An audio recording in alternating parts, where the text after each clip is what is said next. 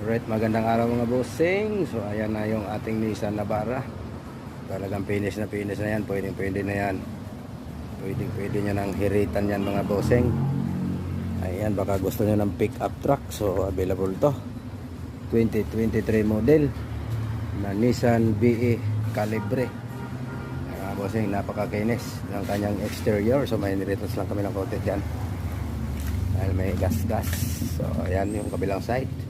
Ikutan na natin bagay yung kanyang exterior. So ayan po. Wala na po kayong gagawin dito. Pag nagustuhan nyo to ay gagamitin nyo na lang.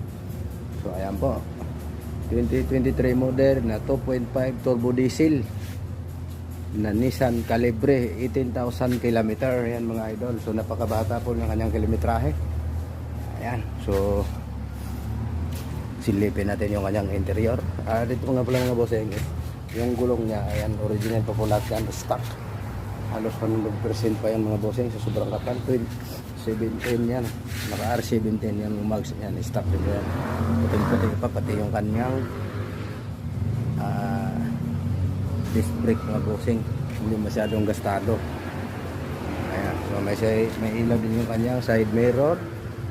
Scoring naman nito mga bossing is Friday. Ayan, ending 9 pa mga bossing. Ayan, silipin natin yung kanyang interior. So automatic transmission na 2.5 turbo diesel. Ayan mga bossing. So dual mode na to mga idol. Pwede mo siyang i-manual. Ayan. Pwede mo siyang i-matic. Ayan, yan man yung kanyang milyahe. 18,000 km. Ayan, so may backup camera na rin to mga boss. Then mayroong sensor. Ayan po yung kanyang interior.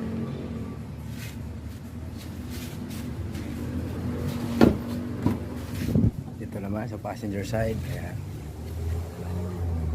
Alright mga boss, sa naghahanap ng pick up truck. So ito na, baka ito na yung hinahanap nyo. Available yan mga bossing sa halagang 1,050,000. Negotiable yan mga bossing.